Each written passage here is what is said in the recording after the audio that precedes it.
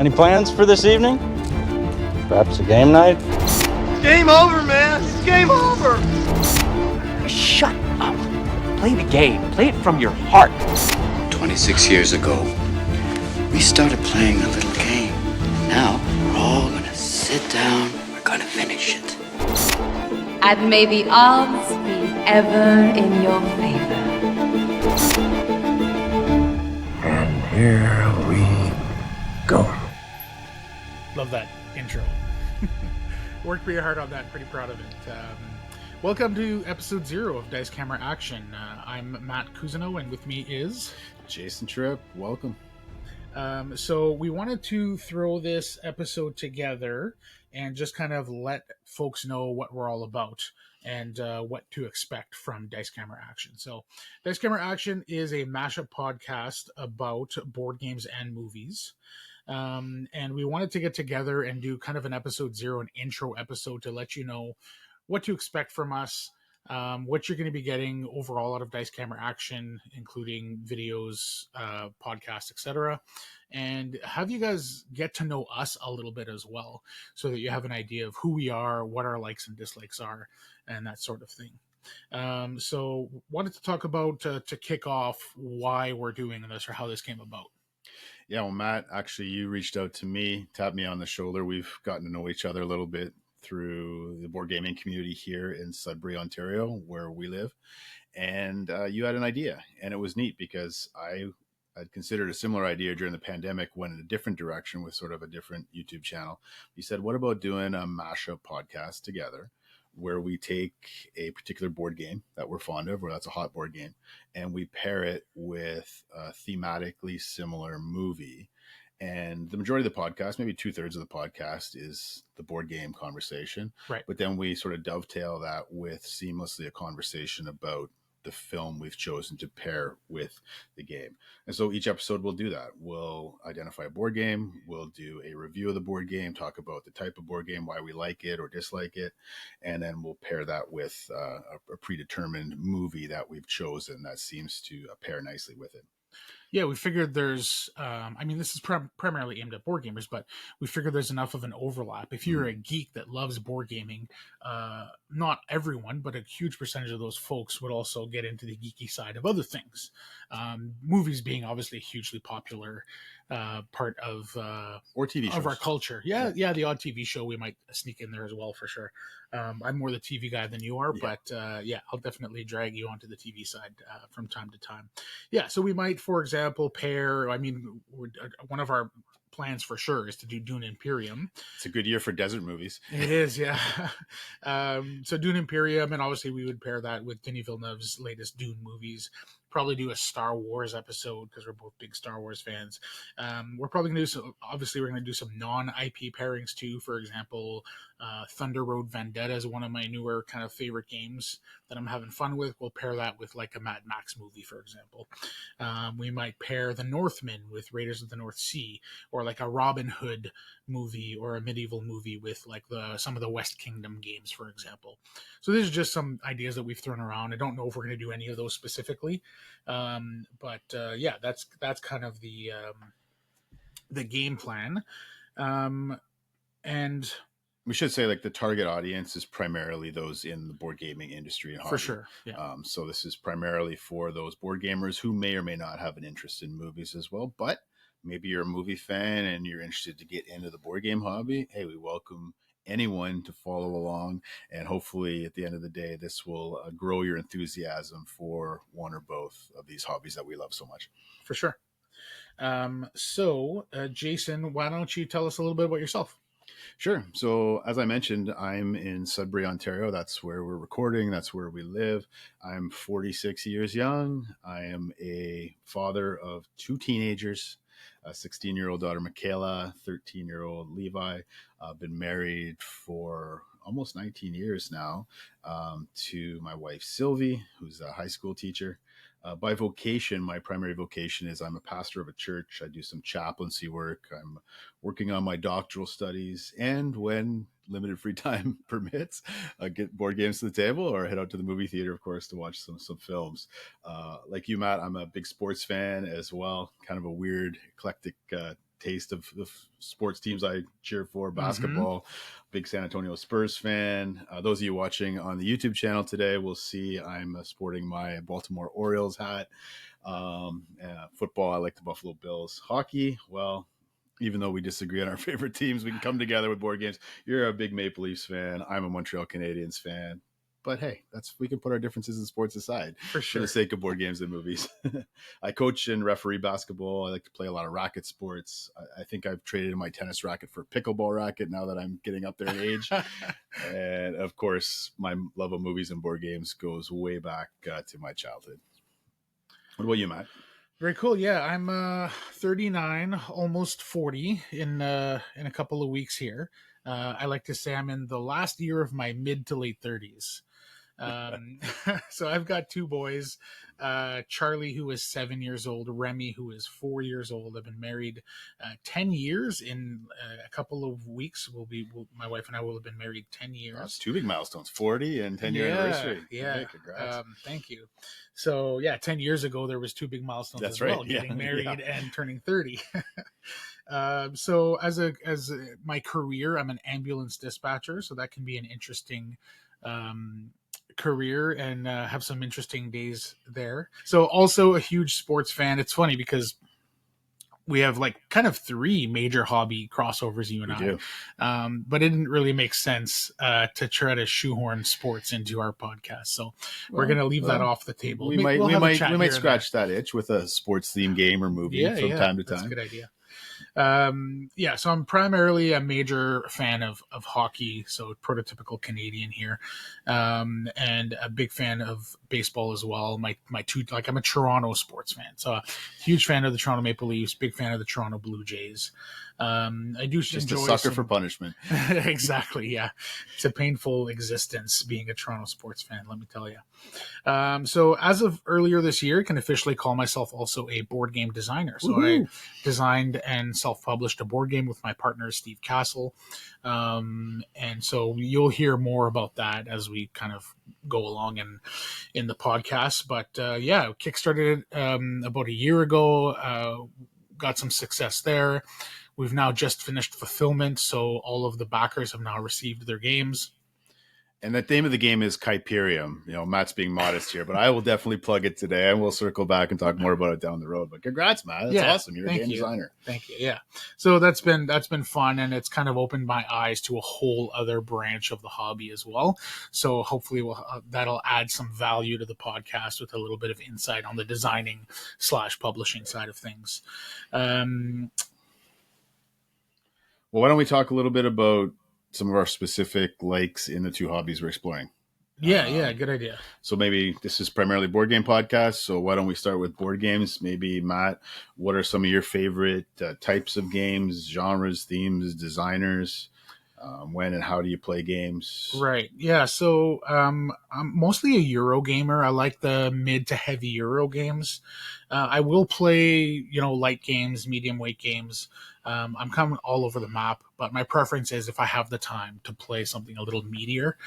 But I do believe there's a time and a place for every genre of game and every length and weight of game, depending on what's going on. So love those filler games. I really like card games. Have a lot of fun with that. I love a good 2-player head-to-head experience as well. I love the idea of sitting down against somebody and then just trying to outsmart each other and have that tug of war. Again, 2 players not probably my preference, but that's kind of a close second to those heavy Euro games or mid to heavy Euro games. What I'm not a fan of is so much I don't solo game at all. I like to game for a social experience, mostly, and so I just not part of the hobby that I've jumped into. The odd time I'll do a little bit of a 2-handed thing when I'm learning a game, unpack a game, play a few rounds. I might even try solo variant if it's very, very close to the regular 2 or 3 or multiplayer game, just to learn it. But once I've gotten my head wrapped around the rules, I wrap it up there, and I definitely prefer to play with some friends. Similarly, not a huge fan of the co-op. I do like one versus all. I'm fine with that, but fully a team working against a system or working against a game, not my jam. I prefer the competition, the friendly competition between friends, and trying to outsmart each other. And that's for whatever reason the lane that I've kind of fallen into. In terms of designers, some of my favorites are Paul Dennen. You might know from Dune Imperium, from the Clank series, Wild Tiled West he did recently. Vladimir Suhi is one of my favorites. Underwater Cities is one of my all-time favorite games. Pulsar 2849 recently did Evacuation, which has bewildered me, but I'm still enjoying it. And Bruno Cathala is another one where he's so eclectic and so prolific. It's interesting. Like half the time I buy games, and then, oh my God, this one's Bruno Cathala too. This one's Bruno Cathala too. Shocking. Like every third so game diverse. I buy, he's like involved. But I really like his style of pretty inventive ways of using different mechanisms. Big fan of that guy. In terms of theme, I typically lean more on the sci-fi side. I love that theme. Same thing with movies. Big sci-fi guy. Fantasy, I lean either way. Like, if you bring a fantasy game, it's not going to like jump out at me as my favorite thing. But if the game's great, I'm totally down to play. And there's definitely some fun stuff to explore there. But I definitely more of a sci-fi guy than a fantasy guy.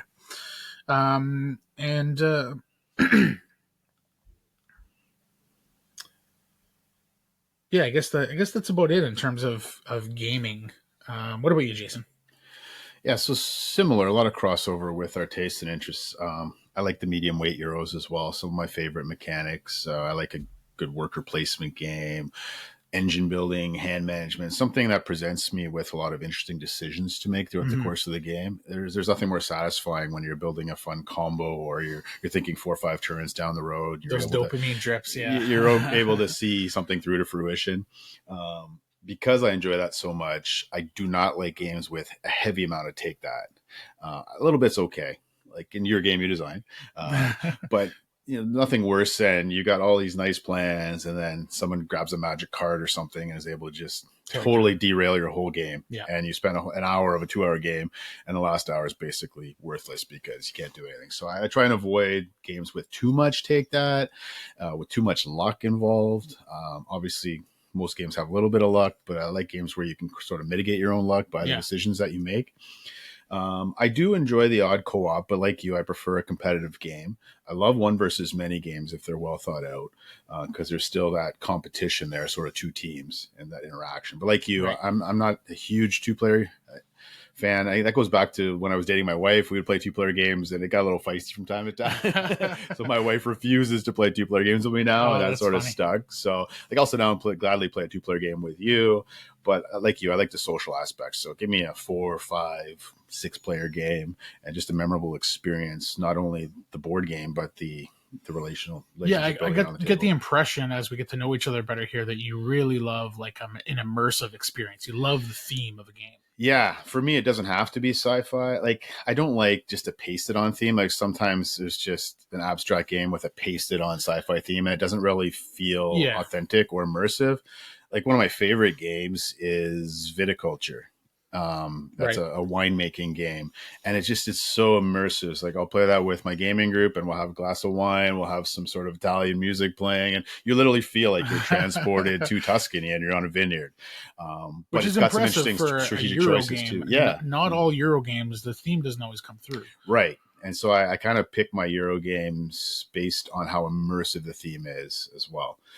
So some of that leads into some of my favorite designers. I mentioned Viticulture designer Jamie Stegmaier and Stonemaier Games. I appreciate the production design of his games, as well as the immersive theme in most of them. I like most of the Uwe Rosenberg games. I've got a lot of play out of. Wolfgang Kramer's another one of my favorite designers. Long list of games there that you can look them up at your discretion. But yeah, that's a little bit about my interest in the hobby, and I'm really looking forward to just learning some new games from you. Matt, and vice versa, and getting feedback from our listeners too. We look forward to getting your suggestions and feedbacks on which games, because I'm sure we both got a couple of blind spots that maybe our listeners can fill us in on. For sure. Let's get into the movie side of things. So for me, similar to the board gaming, just makes sense. Sci-fi is my favorite genre. I'm a huge fan of sci-fi because for a few different reasons, like science fascinates me. Everything to do with space travel and astronomy and all that stuff. Yeah, just all that stuff just fascinates me, and just science in general. I'm a big fan of logic, and that comes through with my board game stuff. So science for me is logic, right? And so science fiction is kind of hits that interest for me, but also I find it fascinating because it's the best science fiction is often an allegory for what it is to be human, right? And that's where, for me, that's where the best science fiction lies, when it's really talking about the human condition and gives us a different way of to be able to look at each other and our own way of being.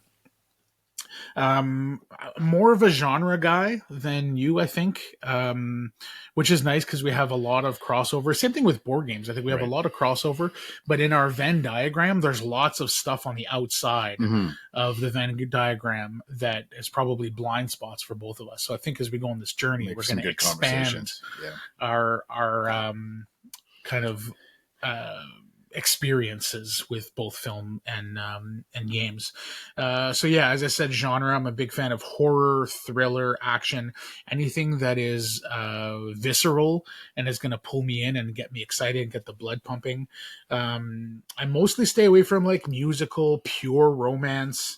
I love a good romance, but if that's all it is, it maybe doesn't quite strike it for me. But if there's a great romance within a film that has more than just the romance, but just the pure romance, same thing with comedy, pure comedy that's just there for like a laugh a minute, joke after joke, doesn't usually land with me. It's got to be very well written and acted in that case, right? Yeah. It's very rare that you get movies that are just pure comedies that stick with me long term. There's got to be other stuff going on there. It's got to be something else to bring me in and get me interested in the story and the characters, in the premise, etc. I do love me a good comedy, but it's just got to be a little bit more than just that, right?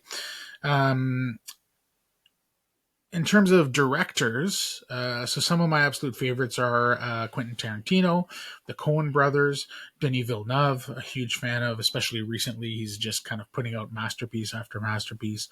I'm a huge fan of Rian Johnson, Christopher Nolan. Mike Flanagan is one of my kind of emerging.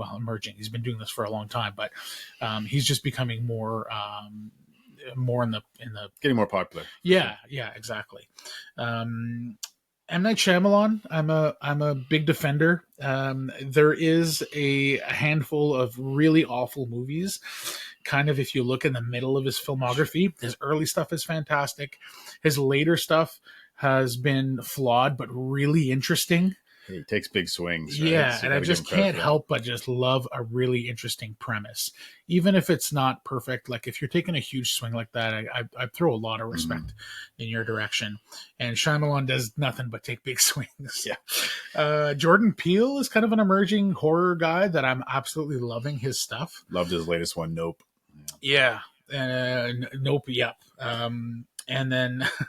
some of the lesser known, maybe kind of indie guys that are my favorites are Jeremy Saulnier, Jeff Nichols, Robert Eggers, who's been doing a lot of really interesting work lately as well. Yeah, they got some interesting stuff coming out later this year that we'll have to revisit as well. Yeah, for sure. Nice. Awesome. So, yeah, similar. I love sci-fi as well for the reasons that you mentioned. I love that sci-fi provides like this big canvas that you can paint pretty much any story on. And even though it's set in a mostly futuristic fictional worlds, they really do cut to the core of what it means to be human and some of the psychological, relational themes in humanity. And so it really is a big canvas. You can go a lot of places. So some of my favorites are sci-fi films as well. I do like dramas. I'm becoming more in this stage of my life, more a fan of slower, more contemplative indie films. Shout out to our local Sudbury Indie Cinema here that I frequent. I love international films too. One of my favorite directors, Bong Joon-ho, when he won Best Picture for Parasite a few years ago, he kind of really was revolutionary in that, because he said, if you can get past the little subtitles on the bottom of your screen, there's a whole world outside of Hollywood that you can enjoy. And that's been my experience as well. So I love international films because it gives you an experience, not your own. You get to experience a different culture for $10-15 going to the theater, rather than buying a movie ticket or a plane ticket, to go halfway around the world. You can watch a movie set in Italy or China or Australia and feel like you've been there and immerse yourself in the culture. So that's a big part of the movie going experience for me. I'm a little pickier with my horror movies than you. I'm not a huge horror movie fan. It's got to be sort of high concept, like sci-fi that sort of explores or is an allegory for the human condition. Comedies as well. It's got to be smartly written. There's a ton of cheap comedies that hit Netflix. I'm just like, pass. MCU is kind of dead to me these days as well. I just find the whole superhero genre is kind of gone in the trash can. So Endgame was the end game for me. Endgame was the end game. But Blade's coming, so that gives me a little bit of hope. Some of my favorite directors, and this will, again, betray my fandom for international films and indie films as well as big budget films. So Terrence Malick is a filmmaker that maybe is my favorite filmmaker. He's done the movie Tree of Life, among others, Thin Red Line. His movies are very philosophical, and they really cut into some themes that I enjoy exploring in my own life. Again, Denis Villeneuve, our national treasure here in Canada, he just keeps pumping out masterpiece after masterpiece. Looking forward to what he does next. Martin Scorsese, of course, Christopher Nolan, you mentioned, Bong Joon-ho, I mentioned, and I'll throw out a female name too, Kelly Reichardt, for just a slower pace, contemplative films. I appreciate her. And of course, some of the classics that are deceased. A good Hitchcock movie. He's one of the greatest ever. Stanley Kubrick, of course, got to shout him out. Japanese director by the name of Kurosawa, Bergman, and Tarkovsky. And you can Google those names if you're not familiar with them, and you can go down the rabbit hole there for a long time. But those are some of my favorite directors, past and present. Yeah, it's interesting because as I was saying earlier, there's that Venn diagram, and I dip a little bit into the indie international stuff. Every year I make like a top 10 list, and ultimately there's always like 2 or 3 of my top 10 that are either a foreign film or foreign language film or a small indie art house film. So I dip my toe a little bit in that stuff, but you're definitely the go-to guy on the pod when it comes to the more artsy stuff. That being said, I think we're going to make it a point to keep this podcast kind of broad and available and more accessible for stuff. The average moviegoer. Yeah. So we may footnote it with some other suggestions, but the majority of the conversations will be the popular games and movies in the current sort of zeitgeist. Yeah, I think the best way I could put it is we're going to do a lot of recommendations and talking about movies, and especially the ones that we're reviewing. But we're going to make sure that even if they are obscure films or films that you may not have heard of or that aren't in the popular kind of culture, that they're going to be films that are very watchable, that aren't hard to get through, right. And sometimes those films might be art house films or, foreign language films. For example, a breakthrough film like Parasite, my parents have watched Parasite. A lot of my family and people in my life that aren't huge film people have watched Parasite, Korean film. But a movie that has kind of transcended its language and was able to reach out to the rest of the world. So those types of movies we might highlight. Yeah, with Parasite, like you mentioned earlier, it's got some comical moments embedded in it. It's got some relational romantic stuff embedded in it. It's got some suspense, but it's not all of that. It's all woven together in a beautifully written and a movie that speaks to the society we're in. Yeah, so now that you have a little bit of an idea of who we are and what we like, hopefully you'll come along for the ride. Definitely follow us on Instagram at Dice Camera Action Pod. Search Dice Camera Action on Facebook. We've got a page going there.